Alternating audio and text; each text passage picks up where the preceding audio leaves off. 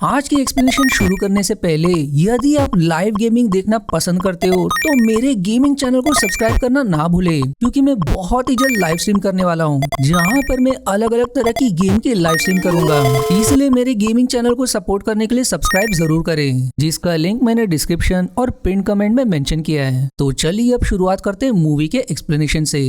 अब अगर आप ये वीडियो देख रहे हो तो आई होप आपने इसका पहला पार्ट देख लिया है, और अगर नहीं तो इसका लिंक मैंने आई बटन, डिस्क्रिप्शन और पिन कमेंट में मेंशन किया है, जिसे देखना ना भूलिएगा, वरना ये वीडियो आपके पल्ले नहीं पड़ेगी। अब अंडरवर्ल्ड की इस सीक्वल अंडरवर्ल्ड एवोल्यूशन की शुरुआत में हमें बताया जाता है कि वैम्पायर और लिंकन्स यानी कि भेड़ियों के बीच लड़ाई की शुरुआत दो भाइयों से शुरू हुई थी, जो दोनों भाई जुड़वा थे और अलेक्जेंडर कॉर्निवस की संतान थे, जिनमें एक भाई का नाम मार्कस था, जिसे एक चमगादड़ ने काटा था, जिसकी वजह से वो एक वैम्पायर बन गया, और विलियम, जिसे एक भेड़िए ने काटा था, वो पहला और सबसे शक्तिशाली भेड़िया बन गया। जिसके बाद हमें 1202 का एक समय दिखाया जाता है, जहाँ पर हम देखते हैं कि विलियम ने हर तरफ तबाही मचा रखी है, जो देखकर विक्टर कहता है कि एक बार फिर हम तबाही के बाद पहुँचे। वो मार्कस से कहता है कि अब तुम्हारे भाई को किसी तरह से रोकना ही होगा, नहीं तो वो सभी इंसानों को काट कर भेड़िए में बदल देगा। फिर तभी जिन लोगों को विलियम ने काटा था वो भेड़ियों में बदलना शुरू हो जाते हैं। इस पर विक्टर के सिपाही उन सबको मारने लगते हैं, जिसके बाद विक्टर मार्कस को वहां से जाने के लिए कहता है, क्योंकि अगर मार्कस को कुछ हो जाता तो सभी वैम्पायर्स मारे जाते। अब मार्कस के वहां से जाने के बाद विक्टर को विलियम के लोकेशन के बारे में पता चल जाता है, जिसके बाद विक्टर के लोग उस पर हमला करके उसे पकड़ लेते हैं। वो अब उसे मारने ही वाले होते हैं कि तभी मार्कस वहां पर पहुंच जाता है। अब वो विक्टर से विलियम को छोड़ने के लिए कहता है, लेकिन विक्टर कहता है कि अगर उसने उसके भाई को छोड़ दिया तो वो सभी इंसानों को काटकर भेड़ियों में बदल देगा, इस वजह से वो इसे नहीं छोड़ सकता। जिसके बाद विक्टर विलियम को हमेशा के लिए एक स्पेशल जेल में डलवा देता है, जिस जेल के लोकेशन के बारे में किसी को भी पता नहीं होता। जिसके बाद अब सीन प्रेजेंट टाइम पर शिफ्ट हो जाती है, जहाँ पर हम सेलिन को देखते हैं, जो बताती कि उससे अब तक जो भी बातें बताई गई थी वो सारी झूठ थी। उसने जिस विक्टर को अपने पिता के समान माना था वही उसके माता पिता का हत्यारा निकला, इस वजह से उसने विक्टर को मार दिया।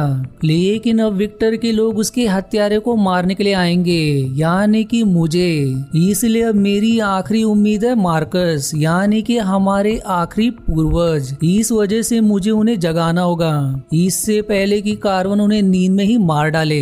अब इसके बाद सेलिन माइकल को लेकर एक सेफ हाउस में जाती है, जहाँ पर सेलिन उसे पीने के लिए खून देती है और समझाती कि अब तुम इंसानों का खाना नहीं खा सकते, इसलिए अब तुम्हें इसकी जरूरत पड़ेगी। और फिर उससे वहीं पर रुककर खुद मार्कस को जगाने के लिए वहाँ से निकल जाती है। दूसरी तरफ कार्वन मार्कस को नींद में मारने के लिए जाता है, लेकिन मार्कस वहाँ पर नहीं होता, क्योंकि वो पहले ही जग गया होता है। दरअसल हमने मूवी के पहले पार्ट में देखा था कि एक लिंकन का ब्लड मार्कस के मुंह में चला गया था, इस वजह से वो जग गया था।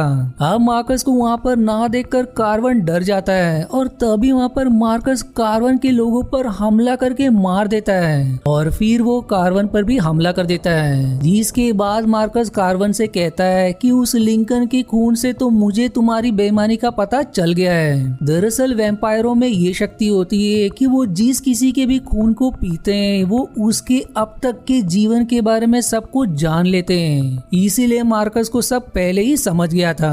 अब इसके बाद वो कार्वन के भी खून को पीने लगता है, जिससे उसे ये पता चल जाता है कि सेलिन ने विक्टर को मार दिया है। इसके अलावा उसे माइकल के बारे में भी पता चल जाता है, साथ ही उसे विक्टर की भी कई सारी सच्चाई का पता चल जाता है। जिसके बाद वो सेलिन और माइकल को ढूंढने के लिए एक कंप्यूटर रूम में जाता है, जहाँ से उसे पता चल जाता है कि वो लोग किस सेफ हाउस में रुके हुए हैं। इसके बाद हमें एक बंदरगाह का सीन दिखाया जाता है, जहाँ पर हम लॉरेंस मकारो नाम के एक आदमी को देखते हैं, जिसके आदमी उसे बताते हैं कि अमीलिया को मार दिया गया है, जिसमें कैरवेन भी शामिल था। इसके अलावा विक्टर को भी मार दिया गया है, और हम लोगों ने वहाँ से सारे सबूत को मिटा दिया ताकि इंसानों को उनके होने का सबूत ना मिले।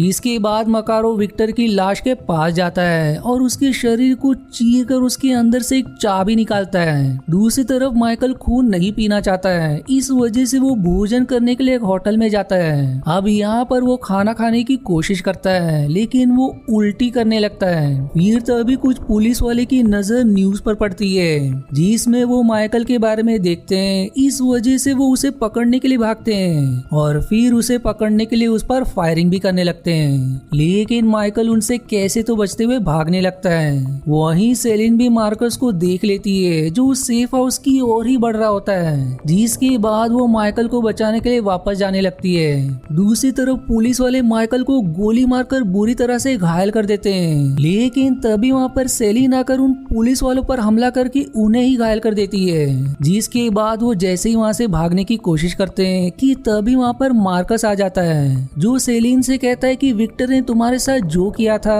तुमने उसे उसकी सजा देकर अच्छा किया, लेकिन विक्टर ने तुम्हारे परिवार को मारने के बाद तुम्हें जिंदा क्यों रखा? शायद वो मुझसे कुछ छिपा रहा था या तुम मुझसे कुछ छिपा रही हो। अब ये कहकर वो सेलिन पर हमला कर देता है और जैसे ही सच जानने के लिए उसके खून को पीने जाता है तभी माइकल उसे गन से शूट करने लगता है, जिसके बाद वो दोनों मार्कस से बचकर वहाँ से भागने लगते हैं। अब रास्ते में वो एक इंसान से गाड़ी भी छीन लेते हैं, लेकिन मार्कस उन पर फिर से हमला कर देता है। इसलिए अब मार्कस और माइकल में घमासान लड़ाई हो जाती है, जिस दौरान मार्कस माइकल की माला को छीनने की कोशिश करता है और उसे छीनने में सफल भी हो जाता है, लेकिन सेलिन उसे गन से शूट करने लगती है जिससे माला उसके हाथ से छूटकर गाड़ी में ही गिर जाता है। जिसके बाद किसी तरह से ये दोनों मार्कस से बचकर निकलने में कामयाब हो जाते हैं। फिर तभी सूरज निकलने की वजह से सेलिन का हाथ जलने लगता है, लेकिन माइकल किसी तरह से गाड़ी को लेकर एक गैराज में घुस जाता है। दूसरी तरफ लॉरेंस के आदमी उस जगह पर पहुंच जाते हैं जहां पर मार्कस और सेलिन के बीच लड़ाई हुई थी, जिसके बाद वो लोग वहां के सबूत को मिटाने के लिए उस जगह को बॉम्ब से उड़ा देते हैं। इधर सेलिन जैसी उस माला को छूती है उसे कुछ याद आने लगता है। इस पर फिर वो माइकल को कहती है कि मैंने इसको पहले भी कभी छुआ है अपने बचपन में, लेकिन इसके बारे में मुझे अच्छे से कुछ याद नहीं है। केवल एक आदमी है जो इसके बारे में मुझे बता सकता है जिसका नाम टेनिस है। इसलिए अब वो टेनिस से मिलने के लिए उसके घर जाते हैं जहाँ पर उनके ऊपर टेनिस के भेड़िए हमला कर देते हैं, लेकिन वो दोनों उन भेड़ियों को मारते हुए टेनिस के रूम में घुस जाते हैं और फिर वो टेनिस पर भी हमला कर देते हैं, जिससे डर कर टेनिस उन्हें सब कुछ बताने के लिए राजी हो जाता है। अब यहाँ पर हमें पता चलता है कि टेनिस भी लूसियन के लिए ही काम करता था और वही था जो वैम्पायर्स को मारने के लिए यूवी बुलेट बनाता था, और इसी वजह से लूसियन ने उसकी रक्षा के लिए उन भेड़ियों को लगाया था।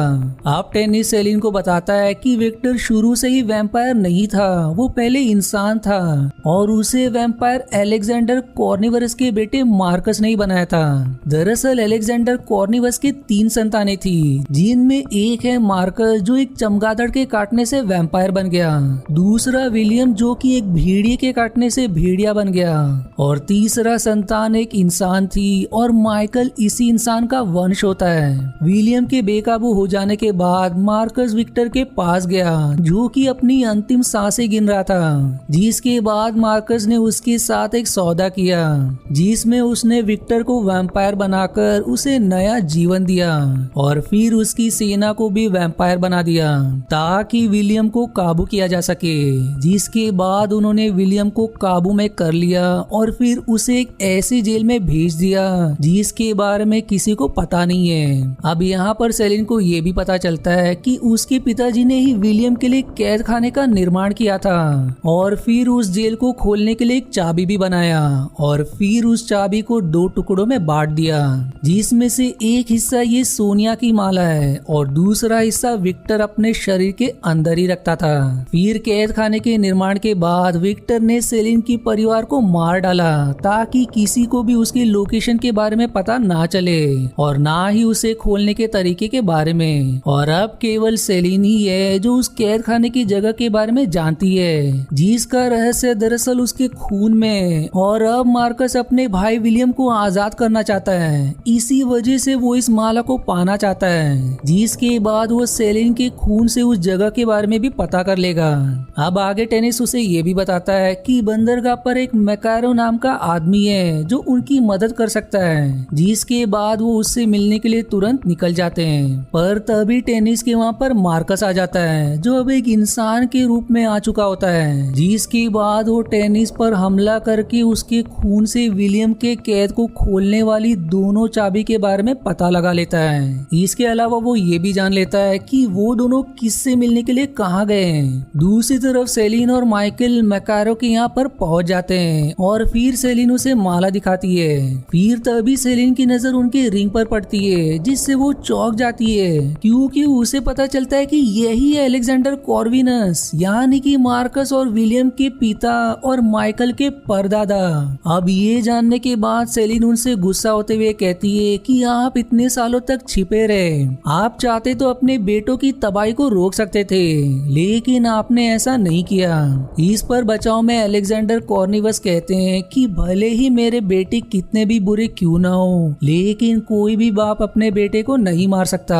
और फिर तभी वहाँ पर मार्कस हमला कर देता है और माइकल को बुरी तरह से घायल कर देता है, जिसके बाद वो माइकल को एक लोहे के रॉड में घुसा देता है और उसका माला ले लेता है। इसलिए अब सेलिन माइकल को बचाने के लिए वहाँ पर पहुंच जाती है और मार्कस को शूट करने लगती है, लेकिन मार्कस सेलिन को भी घायल करके उसके खून से विलियम की जेल के लोकेशन के बारे में जान जाता है। पर तभी सेलिन उस पर फिर से हमला कर देती है, जिसके बाद मार्कस वहाँ से चुपचाप चला जाता है। अब सेलिन माइकल के पास आती है और उसे अपना खून देती है, लेकिन वो बुरी तरह से घायल होने के कारण नहीं उठ पाता।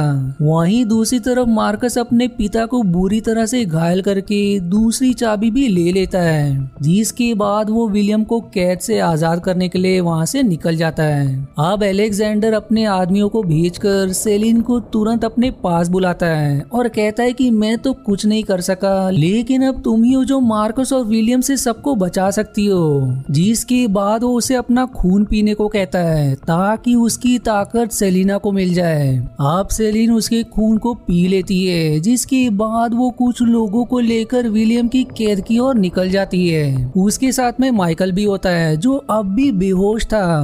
दूसरी तरफ मार्कस दोनों चाबी की मदद से विलियम को आजाद करने में कामयाब हो जाता है, लेकिन तब तक सेलिन भी वहाँ पहुंच जाती है, जो मार्कस पर हमला कर देती है। अब अलेक्जेंडर कॉर्विनस का खून पीने की वजह से अब सेलिन भी काफी शक्तिशाली हो गई थी। इस वजह से वो बड़े आराम से मार्कस का सामना कर रही थी, जिसके बाद वो मार्कस को शूट करके उसे गुफा में बंद कर देती है, लेकिन गुफा का दरवाजा पूरी तरह से बंद नहीं हुआ होता। अब इसके बाद सेलिन विलियम को मारने के लिए जाती है और यहाँ पर हम देखते हैं कि विलियम ने काफी सोल्जर्स को काट लिया था, जिसके बाद सेलिन विलियम के ऊपर बॉम्ब फेंकती है, जो दुर्भाग्य से विलियम को ना लगकर गुफा की छत पर लग जाती है, जिससे गुफा की छत में बड़ा सा होल हो जाता है। अब जिन सोल्जर को विलियम ने काटा था वो भेड़िए में बदलने लगते हैं। इस वजह से सेलिन उन सबको मारने लगती है, लेकिन अंत में ढेर सारे भेड़िए सेलिन को घेर लेते हैं और वो जैसे ही उस पर हमला करने बढ़ते हैं तभी वहाँ पर माइकल आ जाता है और फिर वो उन भेड़ियों पर हमला करके उन्हें मारने लगता है। दूसरी तरफ मार्कस गुफा का दरवाजा खोलने में कामयाब हो जाता है, जिसके बाद अब वो सेलिन पर हमला कर देता है। अब एक तरफ माइकल विलियम से लड़ रहा होता है तो दूसरी तरफ सेलिन मार्कस से लड़ रही होती है, जिस दौरान चारों में काफी खतरनाक और भयानक लड़ाई होती है। और लड़ाई के दौरान आखिर में शक्तिशाली माइकल विलियम के सिर के 2 टुकड़े कर देता है, जो देखकर मार्कस बहुत गुस्सा हो जाता है और फिर वो अपने पंख को सेलिन के शरीर में घुसा देता है, लेकिन सेलिन उसके पंख को तोड़कर उसके ही सिर में घुसा देती है और फिर वो मार्कस को हेलीकॉप्टर के पंखे पर फेंक देती है, जिससे उसके शरीर के चिथड़े उड़ जाते हैं और इस तरह से दोनों भाइयों की मौत हो जाती है। पर तभी वहाँ पर गुफा के होल के रास्ते से सूरज की किरणें सेलिन पर पड़ती है, लेकिन इस बार उसे कुछ नहीं होता, क्योंकि अलेक्जेंडर कॉर्विनस का खून पीने के कारण उसे ये शक्ति भी मिल गई थी, जो देखकर अब दोनों भी खुश हो जाते हैं। और इसी के साथ ये मूवी यहाँ पर समाप्त हो जाती है। वहीं अगर अब आपको इसके आगे का पार्ट देखना है तो इसका लिंक आपको डिस्क्रिप्शन, पिन कमेंट और आई बटन में जरूर मिल जाएगा। और आज के वीडियो में इतना ही। आशा है आपको मेरी एक्सप्लेनेशन पसंद आई। यदि हाँ तो प्लीज वीडियो को लाइक करना और चैनल को सब्सक्राइब करके सपोर्ट करना ना भूलें। मिलते हैं अगले एक्सप्लेनेशन वीडियो में, तब तक के लिए धन्यवाद दोस्तों।